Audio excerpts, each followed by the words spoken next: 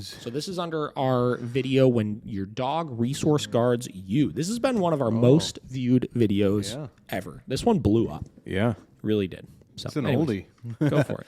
All right. Zero in Jack. So I introduced my female dog to my buddy's male dog who has been living with us for a week until he gets a place. She plays with him constantly, but also asserts dominance over him whenever she gets the chance. He is much bigger than her, but is submissive and much gentler with her than when he was with his brother.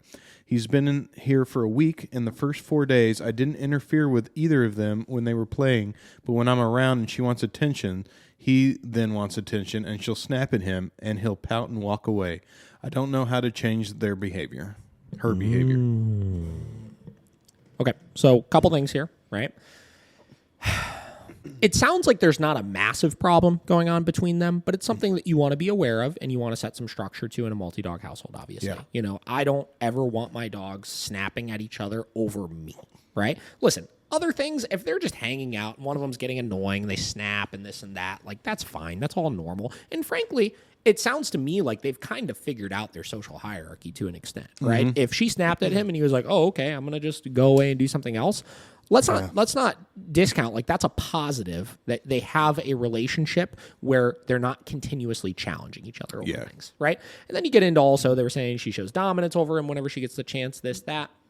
Listen, whatever. You know, like Vera and Waffles have this thing right now where Vera just like humps him all the time, like in an attempt to like show dominance over him and like control him. You know what I mean? Yeah. They're figuring it out. You know what I mean? Like it's really not a big deal. Just let them kind of do their thing. Now, with this though, this is kind of a multifaceted question as well, right? So first and foremost, I think it said here, yeah, okay.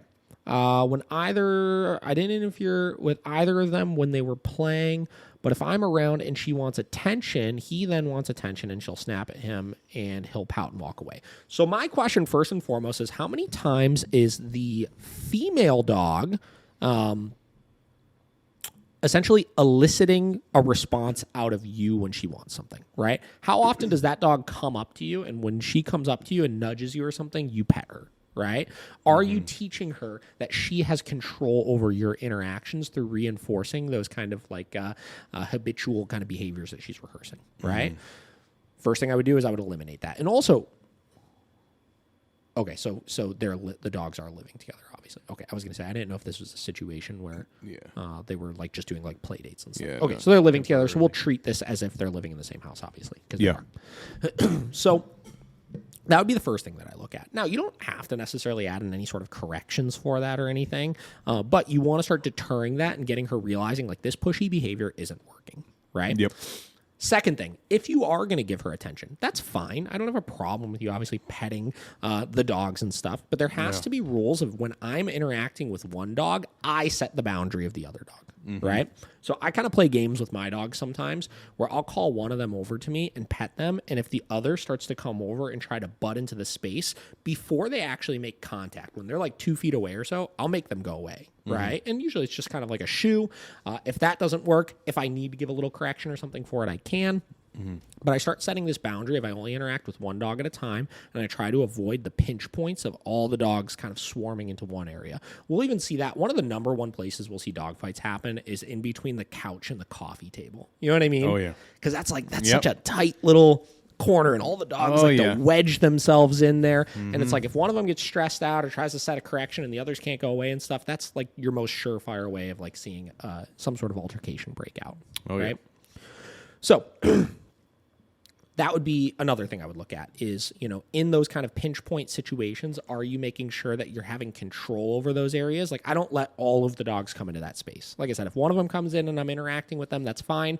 But if others start to go in there, like, they got to wait their turn. Right. Yep. And I have enough control and enough training over them to make sure I have that established. Now, in your case, the only thing that's tricky about this is because both dogs are not technically speaking yours, like one's your buddy's dog and one's your dog, you're not necessarily going to be able to have the control established over both of them that you need in order to do that. So you're going to have to do one of two things. You're going to have to either have a conversation with your friend about like, hey, are you cool with me setting some boundaries for your dog? Right? Like, is that okay? Like, are we okay with doing that? Obviously, so that nobody gets pissed off that you're like starting to like correct his dog for certain things and stuff like that. Yeah.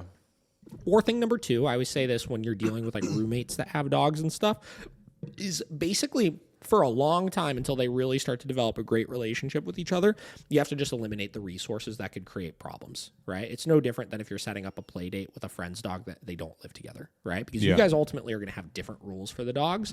So to just expect both of them to just kind of be okay with falling into the groove in the house is a little bit unrealistic at times unless both of you guys are really on the same page with things.